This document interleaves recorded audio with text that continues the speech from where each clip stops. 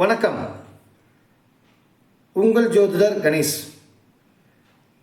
குலதெய்வத்தை பார்த்துட்டோம், வழிபாடு தெய்வத்தை பார்த்துட்டோம். இப்போ பிரார்த்தனை தெய்வம்.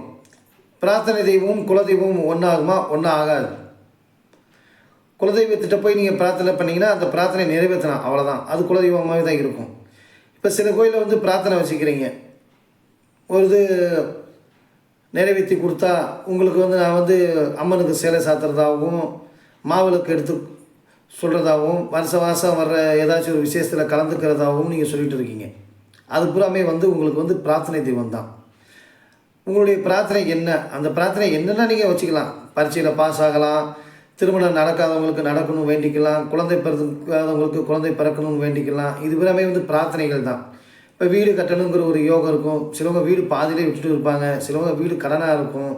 அவங்கெல்லாம் போய் அவங்களுடைய பிரார்த்தனையை வேண்டிக்கிட்டு இந்த மாதிரி நாங்கள் பிரார்த்தனை பண்ணிவிட்டு உங்களுக்கு அது சேலை சாத்துறாவும் மாலை வாங்கி செலுத்துறாவும் அந்த கோயிலில் போய் நீங்கள் பார்த்தீங்கன்னா அதுதான் பிரார்த்தனை தெய்வம்.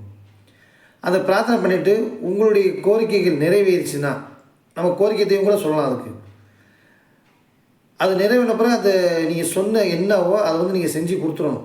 அது எந்த கோயிலில் நீங்கள் பிரார்த்தனை செஞ்சுக்கிட்டாலும் சரி, அது பிரார்த்தனை தெய்வத்துக்கிட்ட போய் நம்ம வேண்டிக்கிறது பிரார்த்தனை தெய்வம். அது பக்கத்தில் உள்ள கோயிலாக இருக்கலாம், தூரமாக உள்ள கோயிலாக இருக்கலாம். சிலவங்க திருப்பதி, பழனி, திருச்செந்தூர் இந்த மாதிரி ஸ்தலத்துக்கெலாம் நீங்கள் போயிட்டு பிரார்த்தனை பண்ணிக்கிட்டு அந்த பிரார்த்தனையை நிறைவேற்ற வேண்டியிருக்கும். நீங்கள் என்ன நினச்சி பிரார்த்தனை பண்ணுறீங்களோ அது நிறைவேற்றிச்சுன்னா அந்த பிரார்த்தனை போய் நீங்கள் செஞ்சிடணும். இப்போ பொதுவாக பழனியில் போய் தங்கத்தேர் இழுக்கிறாங்க. எனக்கு வீடு கட்டி முடித்த உடனே நான் தங்கத்தேர் இழுக்கிறேன் அப்படின்னு சொல்லி சிலவங்க பிரார்த்தனை பண்ணி நிறைய பேர் தங்கத்தேர் இழுக்கிறாங்க. அவங்களுக்கு நிறைய பேருக்கு சக்ஸஸ் ஆகிருக்கு. அதேமாதிரி திருச்செந்தூர்லையும் அப்படி தான். திருப்பதியில் போய் மொட்டை போட்டுக்கிறேன்னு பிரார்த்தனை பண்ணிக்கிறாங்க. அதனால் அது குலதெய்வம்னு சொல்லிக்க முடியாது. ஏன்னா மொட்டை மொட்டை எடுக்கிறது தான் குலதெய்வம். நம்ம அடிக்கடி போய் திருப்பதியில் போய் மொட்டை போட்டுக்கிட்டால் அது குலதெய்வம்னு சொல்ல முடியாது. அது சிலவங்களுக்கு குலதெய்வமாக இருந்துட்டு போயிருக்கலாம். ஆனால் திருப்பதி தெய்வம் எல்லாத்துக்குமே குலதெய்வம் ஆகாது. அது ஒரு பிரார்த்தனை தெய்வம் தான். நம்ம பிரார்த்தனை வேண்டிக்கிட்டு செய்கிறது தான் பிரார்த்தனை தெய்வம்.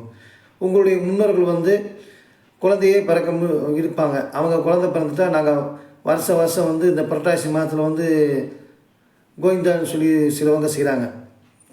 இப்போ எல்லாருமே செய்ய ஆரம்பிச்சிட்டாங்க. அது பிரார்த்தனை தான். ஆனால் புரட்டாசி மாதம் கோவிந்தா செலுத்தி இந்த விருந்து அன்னதானம் செய்கிறவங்களுக்கு பூராமே அது திருப்பதி குலதெய்வம் ஆகாது. அது பிரார்த்தனை செஞ்சு கொண்ட முன்னோர்கள் செஞ்ச பிரார்த்தனை தான் அதை நீங்கள் நிறைவேற்றி வர்றீங்க. அது குலதெய்வமாக ஆகாது. ஆனால் அது பிரார்த்தனை தெய்வம் தான். இப்போ உங்கள் ஜெனரேஷனில் வேண்டிக்கிட்டால் நீங்கள் வர்ற ஜெனரேஷனுக்கும் அதை செய்யணும். அதுதான் அதோட பவர். அதுக்காண்டி தான் அந்த புரட்டாசி மாதம் திருப்பதியில் சொல்கிறாங்க.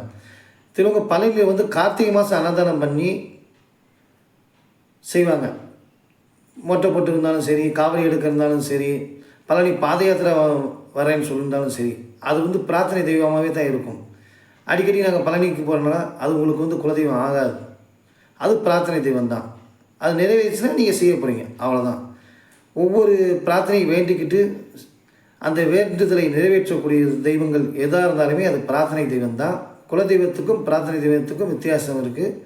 உங்களுடைய குலதெய்வம் என்னவோ அதான் நீங்கள் செய்யணும். உங்களுடைய குலதெய்வம் முதலில் மொட்டை எடுப்பீங்கள, அதான் உங்களுக்கு குலதெய்வமாக இருக்கும். அது உங்கள் முன்னோர்கள் சொல்படி தான் அது செய்யணும். நன்றி, வணக்கம்.